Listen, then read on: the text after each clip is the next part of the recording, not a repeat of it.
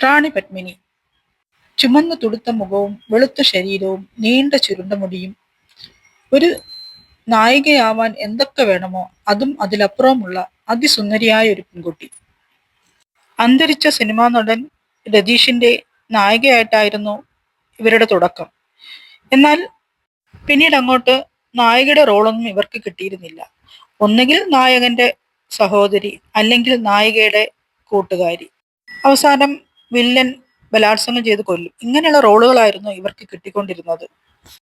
എന്നാലും ഇവർക്ക് ധാരാളം സിനിമകൾ ഉണ്ടായിരുന്നു. മലയാളത്തിലും തമിഴിലും തെലുങ്കിലുമൊക്കെ കൈനിറയെ സിനിമകൾ ഉണ്ടായിരുന്നു ഇവർക്ക്. അങ്ങനെ തിരക്കിൽ നിന്നും തിരക്കിലേക്ക് പോയിക്കൊണ്ടിരിക്കുമ്പോഴാണ് റാണി പത്മിനിയുടെയും അവരുടെ അമ്മ ഇന്ദിരയുടെയും ദുരൂഹ മരണം. പഴയകാല ചലച്ചിത്ര പ്രേമികൾക്ക് റാണി പത്മിനി ഇന്നും ഒരു തീരാ നോവായി നിലനിൽക്കുന്നു. ഒരു പഴയകാല സിനിമ ചലച്ചിത്ര പ്രവർത്തകൻ തന്റെ ചാനലിലൂടെ ഇങ്ങനെ പറഞ്ഞു: എനിക്ക് റാണി പത്മിനിയെയും അവരുടെ അമ്മയെയും നന്നായി അറിയാം. ഒരിക്കൽ തിരുവനന്തപുരത്ത് വെച്ച് ഞാൻ അവരെ കണ്ടിരുന്നു.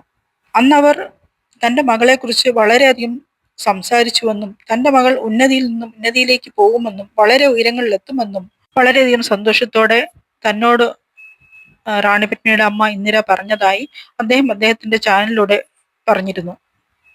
ഇന്ത്യൻ സിനിമാ ചരിത്രത്തിൽ സമാനതകളില്ലാത്ത ഏറ്റവും വലിയ ക്രൂരതകൾ ഏറ്റുവാങ്ങേണ്ടി വന്ന ഈ അമ്മയും മകളും ഇന്നും ഒരു നീറുന്ന ഓർമ്മയായി നിലനിൽക്കുന്നു.